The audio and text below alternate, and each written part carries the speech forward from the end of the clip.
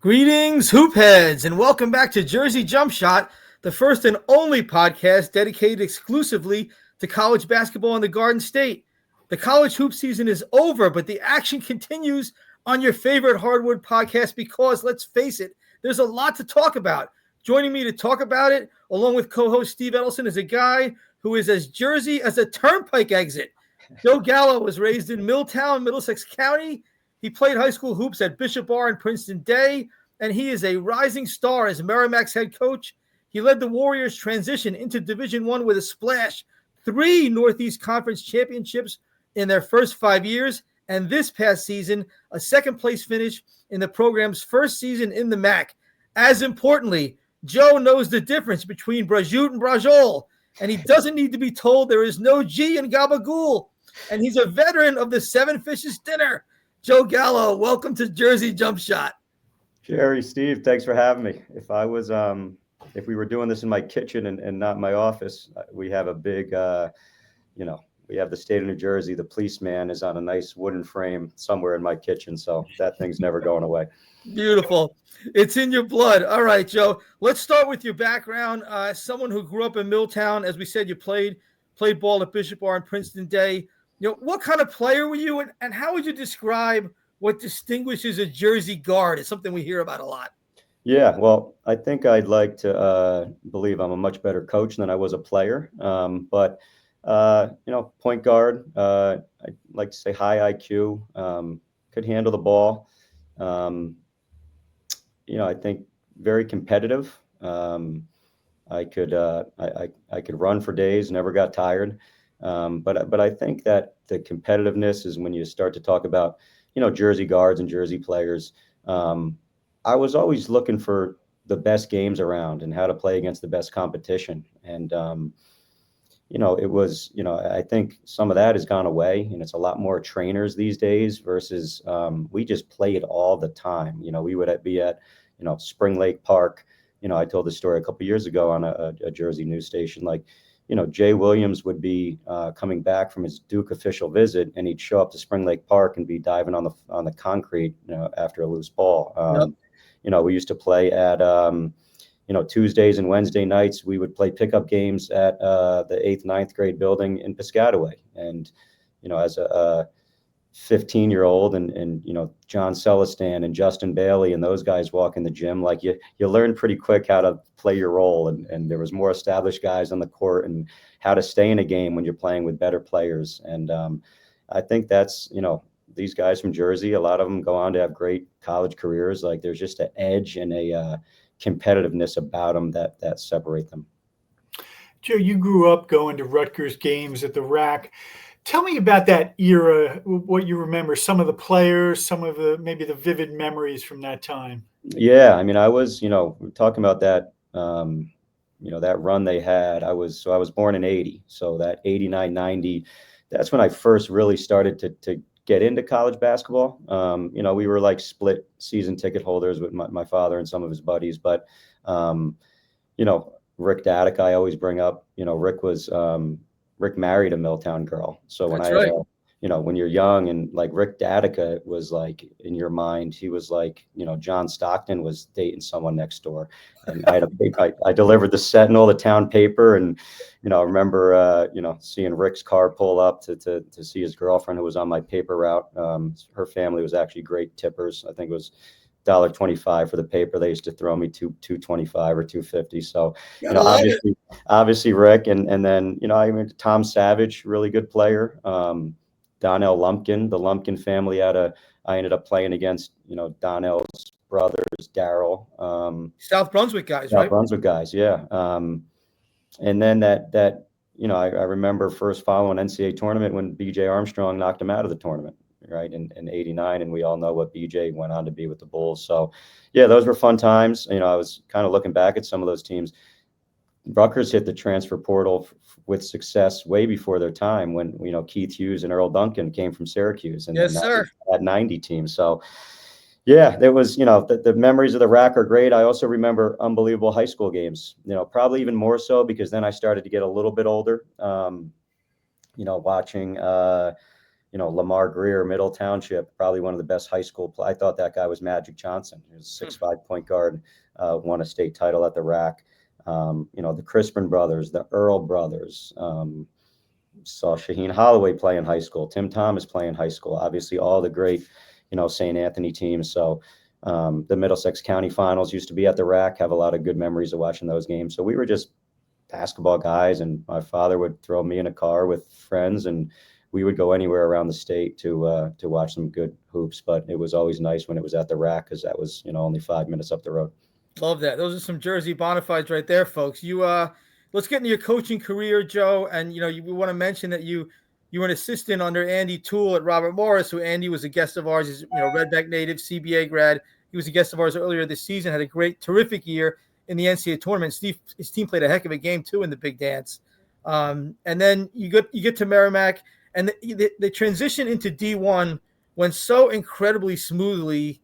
How did that happen? How much of that was the zone? I know your team plays a unique zone very well that is probably unfamiliar to a lot of your opponents, but what was the key really to that transition going so well to D1?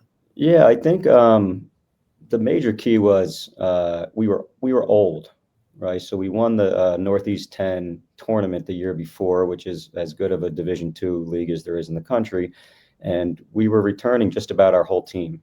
And three of those guys, Javaris Hayes, Idris Joyner, Julio Lord, three starters, all St. Anthony guys. Right.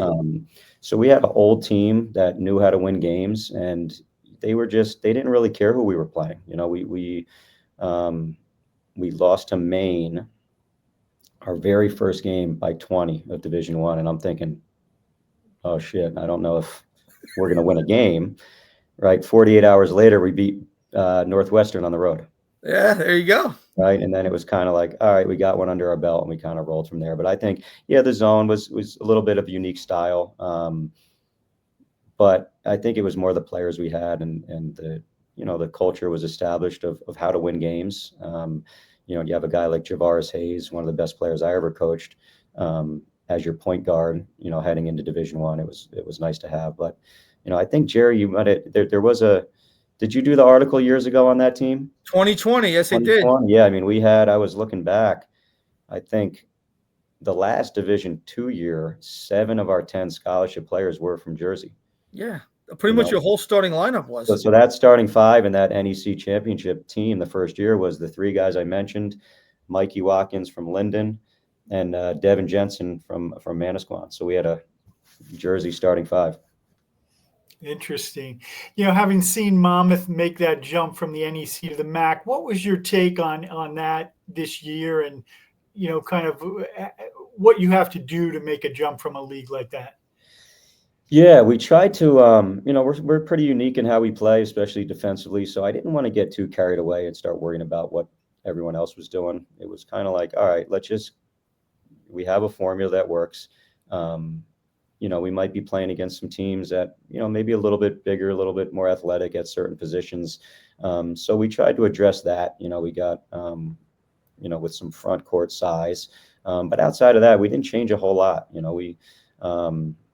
Again, we lost Jordan Durkak, which we're going to touch on to Rutgers. Right.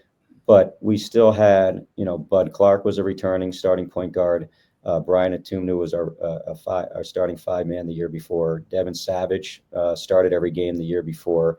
And then we had a bench guy, Malik Edmead, Jalen Stinson. So 5 of our top 8 from the NEC championship team were back. And I think that always helps, right? I think some teams in our league had to replace 12, 13 guys. We just had to fill in a couple holes, which, we were able to do. So I think roster continuity really helped us in that case as well. We talked a little bit with Andy Toole about this a few weeks ago. Going from the NEC tournament, which is home court, to the MAAC, a neutral site. Thoughts on that and the differences and maybe which you like better? Yeah, I personally loved it. Now, I'm a little bit spoiled because the 2 NEC tournaments we played in, we were the highest seed, and we never played a road game in the tournament. Right. That's right. But I did feel like it felt like you were going to an event with it being at a neutral site. Even for the kids on the team, like your bus pulls up into the tunnel and you get out and you're already in the arena that you're playing in, and they're walking around with their credentials on, and you practice at noon and your women's team plays at 1 and you get to stay and support them. So it just felt like a cool experience, like you were actually going to an event. Sometimes when it's higher seed, it's great when you are the higher seed, but it's just kind of business as usual. You're sleeping in your dorm room bed, you're on the road, you're at different places. Right. So to me, having everybody in one centralized spot, I think it was a pretty cool experience. Families could come out, fans could come out and make a trip out of it. So I really enjoyed it. Certainly, Boardwalk Hall is a cool place. Steve and I have been there many times for the tournament. It's a great place for a game. Yeah. You gave, you mentioned Jordan Durkak. You gave him a chance at the D1 level. Joe, you helped develop him into a player of the year. And what's it like then turning around and facing him as an opponent, this past season at the RAC? Yeah, well, just to tackle the first part, I have no problem with these guys when they come and do well for us and they get, bigger opportunity, right? Especially now with, money being a thing as well. Some of the guys we're losing, they're going and able to make some money that they might not be able to make again in their lifetime, to be honest with you. So all these guys that we've lost, especially Jordan, they're always 2 feet in while they're with us, right? And when they leave, we stay in touch. I'm kind of helping him a little bit even now. I talked to him 3-4 days ago. I talked to his father 2 days ago. We are extremely close. My boys adore Jordan and his brother and his sister. We actually made a Jersey Shore swing this summer and we stayed at their house for a night. That's cool. So I did not enjoy playing against him. I think he actually enjoyed playing against us, even less. Right. Didn't make eye contact with each other in warmups at the jump ball. And then he fired a 3 in pretty early in the game and he looked at me and smiled and we got a chuckle out of that. So didn't love playing against him. I followed him all year, rooted for his success, but I don't ever like playing against friends or family. Those Robert Morris days when we had to play Robert Morris twice, I hated that as well. There's got to be a winner and there's got to be a loser. I root for Andy's team every game they play. Right. So it's not a fun feeling to play people that you really, love, but you got to put that aside for a night and kind of try and kick their butt for those 20, 40 minutes you're out on the court. Sure. Where did you find Bud Clark and what was that recruitment like out of West Catholic? Yeah. I mean, we knew of Bud, in his junior year, just from, the AAU circuit, I love these June live period now because you get to see these guys. Bud wasn't as big of a focal point for his AAU team.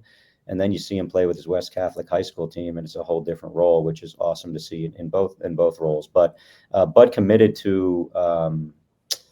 We were not recruiting a point guard at first. We had Javon Bennett, another guy that we lost. He started at Dayton for the last 3 years, but Bud committed to Coppin State originally, and they had a coaching change.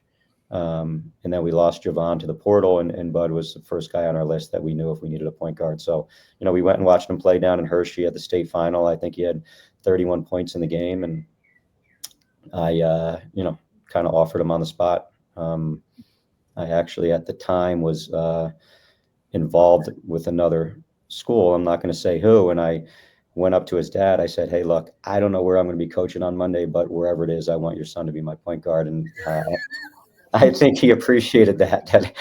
We talk about it to this day. He said, "I'll never forget that first conversation with you." That is an awesome bit of honesty there from you. And you going off the script a little bit, Joe. You mentioned seeing Bud play with in his high school environment. And I've said this many years on this podcast and written it and in conversations with others.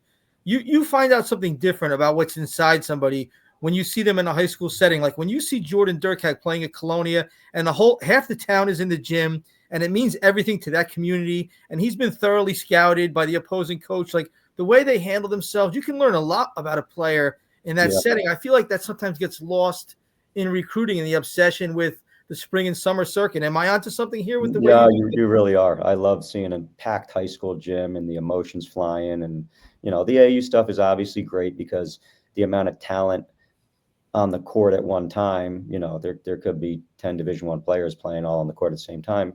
At a high school game, there might only be the one or two, but I think Yeah, I think you got to see both sides of it. I think even, some of the AAU teams, they're put together, the first tournament is only 3 practices in, where, a high school kid is, that guy was Bud's West Catholic coach, Miguel Bocaccia. He coached him hard, Right. and he took it, and you see that, and he looked him in the eye, and he came out of the game and, high-fiving his teammates, and, just looked like a fun guy to play with. And, that's the stuff you get to see when you get to see both the high school and the AAU stuff. That's great. Sticking with Bud Clark, because we have, big Seton Hall fan listening contingent. What should they know about him? What do you want Seton Hall fans to know about Bud first and foremost? If they've only seen him play in passing, or if they haven't seen him at all, what are they getting? Yeah, he's going to be a fan favorite. He plays with a lot of flair, but it's not just that. There's a ton of substance to it. He puts winning above everything. He was, led the conference both years pretty much in steals.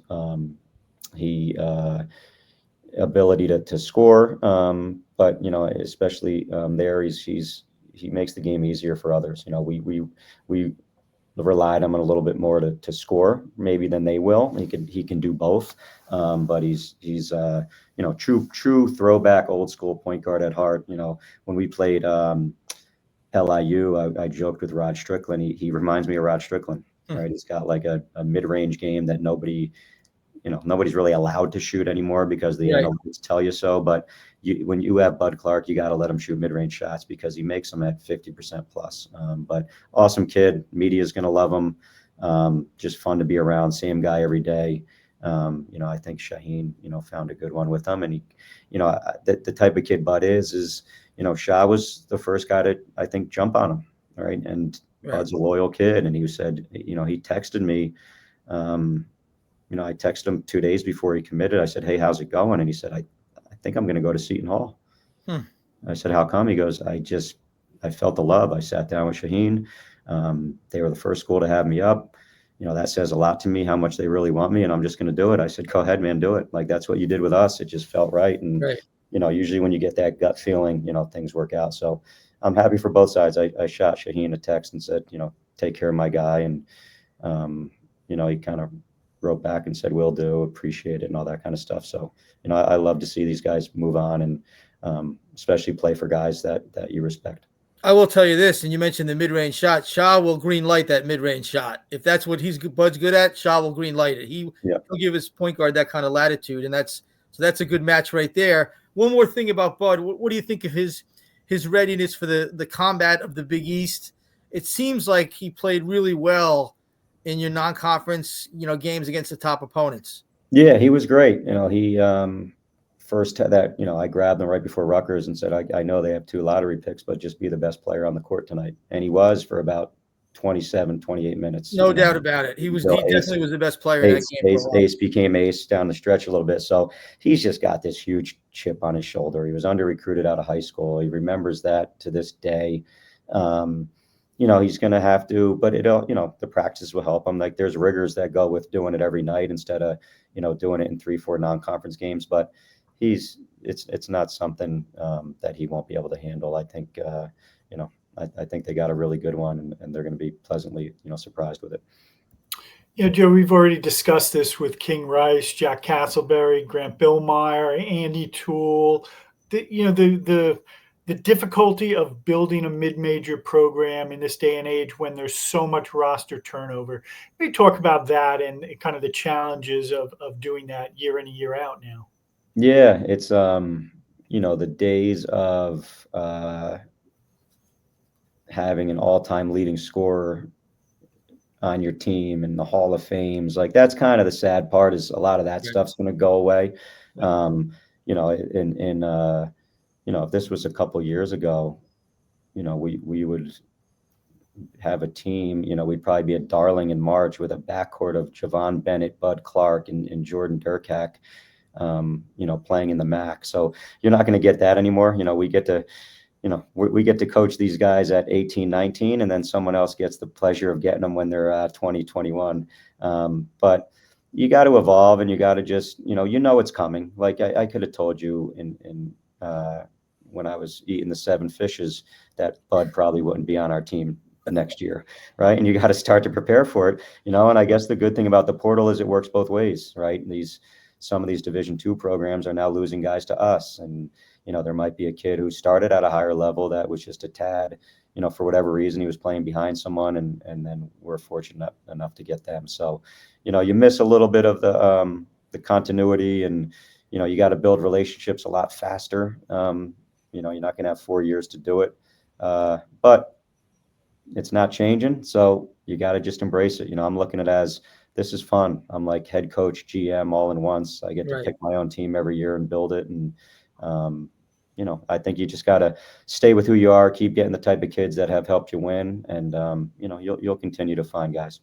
Joe, how often are you able to get home in the summer, that little window you guys have in August? What is your preferred Jersey Shore beach town? So growing up, once I got my license, it was always Belmar, just because it was the club.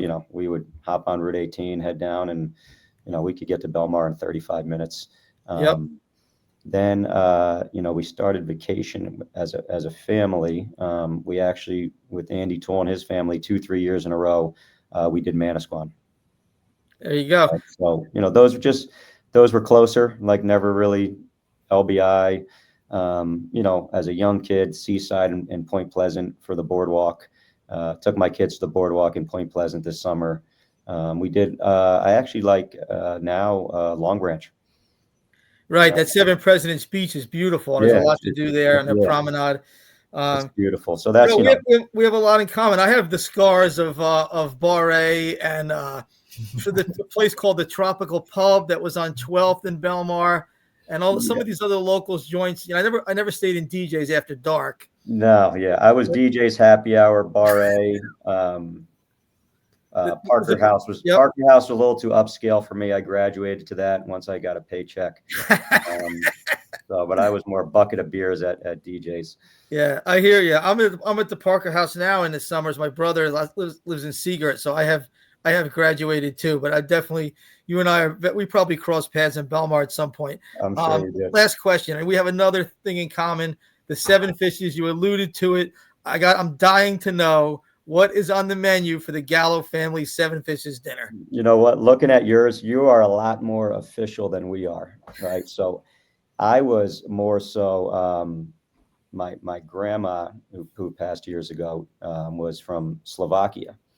So we were always doing the Eastern European, like pierogies and cabbage soup. And that was our New Year's Eve. Right. And then we just started kind of this new tradition a few years ago, my sister and I. And it's my father always brings the fresh clams and the crab legs. Nice. I know you go with the bacala and we're not that advanced, but we do fry up some nice flounder. Beautiful. Pan-fried flounder, crab legs, clams, mussels, scallops, some type of shrimp dish. All right. I'm hungry, Steve. How about you? And some calamari. All right, that's good. And the galamad is good. We have that too, but we're not. I would not call bacala advanced, Joe. It's more like ancient, and it's not on the table of my choice. But, somebody of a certain generation eats it. I'm sure when I'm in that chair, in that easy chair, I'll be the one demanding bacala. Isn't that the way it works? That's the way it works. All right, this is super stuff. Well, listen, Joe Gallo, the pride of Milltown. Big-time winner at Merrimack, rising star in the coaching profession. And, Joe, after this performance, we are going to have you back next season on Jersey Jump Shot. Thanks so much for joining us. I love it. Thanks, guys. All right, Thanks, Steve.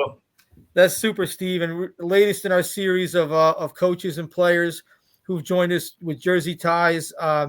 This was a really good one. Love the honesty about how he found and recruited Bud Clark and his relationship with the Durkak family. And one of the things I want to drive home on this podcast is that these are people. They're not just that the coaches and players aren't just like objects or video in a video game. They're people, and this is some great insight from Joe Gallo. And I have to tell you, Steve, I think Joe, if the opportunity arises at some point, I think he's ready.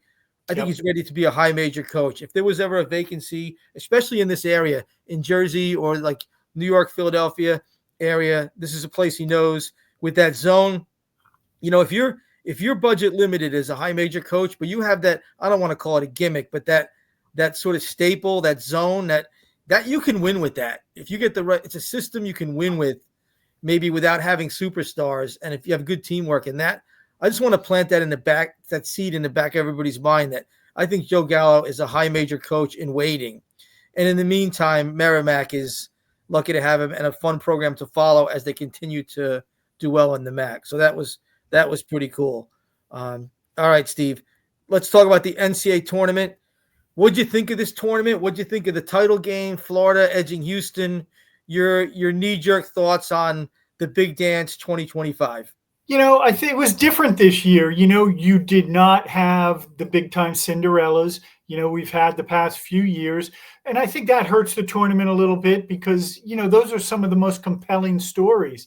Now, there were compelling stories, but I just think one of the overall takeaways is you see maybe the bigger schools, the schools with more money, are they pulling away from the smaller schools now? And you're going to see less of that Cinderella. Something we're going to have to keep an eye on, but it certainly was lacking this year. I think that was one of my biggest takeaways. I think, though, overall, disappointment for the Big East. And I just think I thought the Final Four with all four, number one seeds in there, that was tough in that, you were looking for maybe a little bit something else than that.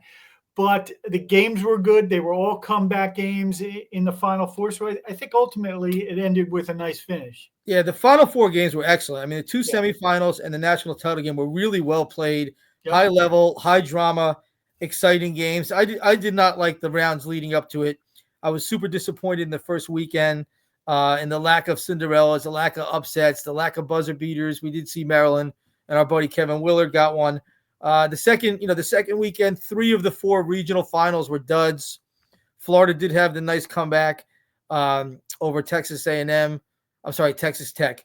Duke, I was at the Duke game as we discussed. They played great, but I mean they blew out Alabama, and so I wasn't thrilled with the tournament. The Final Four was good, but what a bizarre ending, Steve. Houston turning the ball over. Yeah. I mean, what a weird. I don't know. Chris Webber came to mind for me, and I know that was an unforced error, but you really wanted to see the ball go in the air, right, with time running out, and see if Houston could make a game-winning shot. And instead, you got a guy basically like dropping the ball because he didn't want to go up and down, and it just kind of time expired while the ball was bouncing around. Everyone was looking at it. Yeah, it was weird. It was an unfortunate ending to as you said, a really nice Final Four. And what it was a really good story with Kelvin Sampson and kind of the rise back up of Houston. It would have been nice to see that game finish differently. Yeah. And you know what else is a great story, Steve? And I'm sure you covered him. Walter Clayton. Yes. Iona, MAAC alum, Iona alum. Walter Clayton was the most outstanding player, and he was outstanding. He was incredible in the tournament. And then even though he struggled in the final shooting the ball, he played his rear end off defensively, and he had that game-winning stop. Walter Clayton was a 0-star. I know he was a football player, a multi-sport athlete. He was unranked and rated 0 stars coming out of high school, and now he's the Final Four most outstanding player. That's 2 years in a row, by the way. Tristan Newton, who was another up transfer from the mid-major level to UConn, was last year's Final Four most outstanding player, also was a 0-star guy. And I don't know, Steve, I don't think that's an accident. I think there's something to that. One is, and I've said this for a long time, those ratings and rankings and star rankings are a guideline that people take way too much as a Bible. And 2, I think they mean less and less now in a world where, you have these guys who are so experienced and who have sort of earned their stripes at the mid-major level. They're going up to the high major land as different players than they were in high school. I think those ratings and rankings are virtually meaningless at this point. Yeah, and I think in this day and age, guys who can beat the bushes and find guys like that, under-recruited, under the radar, that's going to be a critical part of the recruiting process now, is trying to identify those guys. And you may only have them for a year or two, but right, they're going to be big. Chad Baker Mazzara, another guy, he's from Colonia High School, teammate of Jordan Durkax. Another guy with 0 stars coming out of high school. His only offer was from D1 level, was from Mississippi Valley State. and he winds up helping Auburn make the Final Four and played really well in the NCAA tournament and all season. And so there's another example. And I totally agree. Recruiting is not what it used to be. There's no longer, I don't think there's no longer a thing as a good recruiting guy, as a coach. I don't think that exists. I think it's, do you have the eye for it's not, can you convince someone to come play for you? It's can you identify the right fit in those bushes, like you said, right. And B, do you have the right price point? I mean, I don't know. That's what recruiting is now. It's no longer like I can charm somebody into coming here. Those days are over. So that's a very good point you made. Anyway, so that was the NCAA tournament. Hopefully it was just a one-off with the lack of upsets. It was a thrilling Final Four. And I do think, like, we just, when the 0-star, 5-star thing, I don't know what it all means anymore. Like, this is just a new world. You're right. And everything we're going to talk about next kind of ties into that. Let's go on to the portal. Free agency is in full swing. Rutgers added, as we speak, just added Darren Buchanan. He's a wing from George Washington. Steve Peichel said there's 3 type of players looking to add: a wing scorer, a rim protector, and a combo guard. Buchanan is the wing. He's a guy Rutgers recruited out of high school, out of the DC area. He's a toughness type of fit, 6'7", 235, very strong, like Big Ten type of body. Doesn't shoot the 3, scores inside, sort of a grinder, dirty work type of guy. And I think this is a sign of 2 things, Steve. One is that, Peichel's looking to get back to that identity of tough, physical, experienced guys who've won a lot of games. GW won 21 games this year. He's looking to get back to that mentality. And the other thing is, this is what Rutgers can afford, right? I mean, they're not. You wonder why, and we'll talk about Abdi Bashir in a minute. People ask me why isn't Rutgers recruiting Abdi Bashir? Why isn't Seton Hall recruiting Abdi Bashir? They can't afford him. I mean, they can't even come close to affording a player like that. The number one things in the portal are guys who could shoot the 3, and then by rim protectors probably second. So, like, you can't – these are $1 million players probably. We're spitballing only a little bit. These are $1 million players. Rutgers gets a guy, Darren Buchanan, who – is he going to move the needle by himself? No, but if you add a couple guys of that profile, can you return to maybe winning games 52-50, which is what Rutgers – the way they lived for so long? Maybe, and that's kind of what we're seeing here. What did you think of Abdi Bashir? He's committed to Kansas State. What did you think of following his sort of speed dating recruitment in the portal, Steve? Yeah, and it was speed dating. I mean, I think it was maybe a little bit over a week he was in there. But listen, he was contacted by pretty much every high major, elite program. I know they did a Zoom with Bill Self. And I mean, but listen, he went to Kansas State. He grew up in Omaha, Nebraska. I have a feeling he wanted to be out in the Midwest somewhere, right, closer to home. I'm sure Kansas State. Listen, I'm sure they threw. They have a huge NIL. Somebody's rich out there. Yeah. So listen, they're going to rebuild that program, and he's going to be part of that. And but I think you look at just the New Jersey landscape. Abdi Bashir gone. Terrence Brown left FDU, gone to Utah. Right. Xavier Lee is leaving. Really, the 3 top mid-major players in the state are all gone. Yes. And that's unfortunate, really. And I say to people, when you see these players come up, go see them, right? Because that's your own fault if you don't do that, and they're not going to be there for that long. So it's unfortunate, but yeah, they're all gone now. And that's just the way it is. But moreover, diving deeper into that, Steve, like, not just gone, but I'll throw Isaiah Coleman into this because he's not a mid-major player, but Isaiah Coleman winds up at Oklahoma State.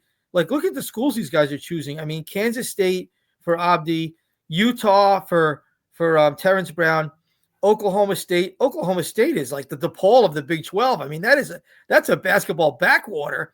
And Isaiah Coleman, like, these guys must have had offers from some more prominent programs that are going to be in the NCAA tournament for big prizes next year, that are going to play in a huge stage. Yet they chose these other places. And you talk about fit, but obviously money is a big driver here. It shows you that a lot of this is just about the biggest bag. And like Joe Gallo said, I don't blame guys. They may not be able to make this money ever in their lives, but right, when you're trying to explain why this is happening, sometimes it's just the size of the bag, Steve. Yeah. Yeah, absolutely. And listen, I think guys are looking for a fit. You don't want to go somewhere and just get lost. Yeah, I think money is driving the bus right now. Yeah, I mean, we might never hear of Isaiah Coleman again at Oklahoma State. And Xavier, you mentioned Xavier Lee. You know, we don't know yet where he's going to land. A lot of Zooms lined up, apparently. We've heard North Carolina. Their name has been mentioned prominently. You know, St. John's is interested. Xavier is obviously going to command a huge amount of money. I mean, the guy's an NBA prospect. If in fact he transfers, which I guess he probably will. Who knows? Maybe he winds up. He's going through the draft process. Maybe he gets a bite from an NBA team. He wasn't that far off last year, and decides to start his pro clock. But you know, there's a guy who's going to be. He's won a lot of games. He hits that step back three, creates his own shot. He's quick. He's shifty, crafty. Point guard. He's got pretty good length at 6'4". That's a guy who's going to pick his school. So it'll be fascinating to see what he picks.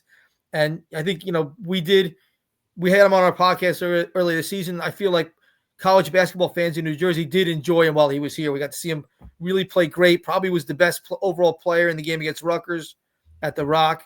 You know, he did a tremendous job, and that's the way it is. Grateful that he stayed 3 years at Princeton, and we'll see where he winds up, right? That's the way it is. On that note, another guy who transferred out, Lathan Somerville, leaves Rutgers, and he winds up at Washington in Washington State, which, you know, is fine. He's in the league. I guess it's a little weird when someone's in the same league, but that's just the way it is now. But what bugged me about this, Steve, I want to get this off my chest. He was talking to our friends from 24/7 who do a great job covering the sport. But Lathan says, I left to further my development because I'm concerned about my development. Well, development of what? His bank account? What is Washington developing exactly, Steve? Another Space Needle or specialty coffees? That program stinks. It stinks. They're not. I'll tell you one thing they're not developing. They're not developing economists handing out high six figures for someone who doesn't defend or pass the ball. So just don't lie about. It's all above board now, man. Don't lie about why you left, okay? Let's just get some honesty there. All right, and the NRAD, that's off my chest now. I'm sure I'll hear about that. Let's go to sticking with Rutgers. They need a scoring guard and a rim protector. I feel like they're going to use a combination of JaMychal Davis and incoming freshman Lino Mark at the one, sort of a two-headed point guard platoon. We like Dylan Grant. He's going to stick around, it looks like. You can see him and this Darren Buchanan at the forward spots, sort of combo forward type of guys. They do need a rim protector. They do need a guard who could shoot the ball and spread a defense. I think that's where they're – and then, you know, they're not dealing with a ton of money. $3.5 million is not a lot relative to their high major peers. So we'll see what they can come up with value-wise. Seton Hall still needs a lot. We talked about Bud Clark at length. I think he's going to be terrific. I'm not just saying that because Joe Gallo was here as our guest. I thought all along that he was a fantastic player. Loved how he played against Rutgers. I think he fits Seton Hall's culture great. He'll definitely be able to hold down the point guard spot. He's a Big East caliber point guard, but Seton Hall needs to add a lot. They need a shooting guard. They need a wing, you know, a scoring wing. They need a power forward. I do feel like they're pretty good at the center position with God's will. Ariarene, I think he could be a Big East center, starting center next year. He was close to that this year. So they have a lot of pieces to add. And Steve, I don't know. I think we might have to continue the podcast. Normally we'd wrap it up now. We may have to continue it as the portal turns, like, because Monmouth's going to be looking to bring in guys, right? Absolutely. Yeah. It's nonstop now. Yeah. Monmouth, I mean, Princeton might be moving and shaking there, which never was the case. So, yeah, I mean, FDU has a big player to replace.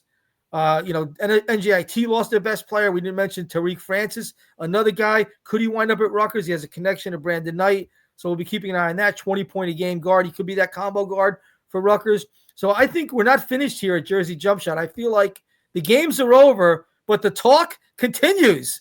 And so thanks to Joe Gallo, who is an expert talker. Give that guy his own podcast.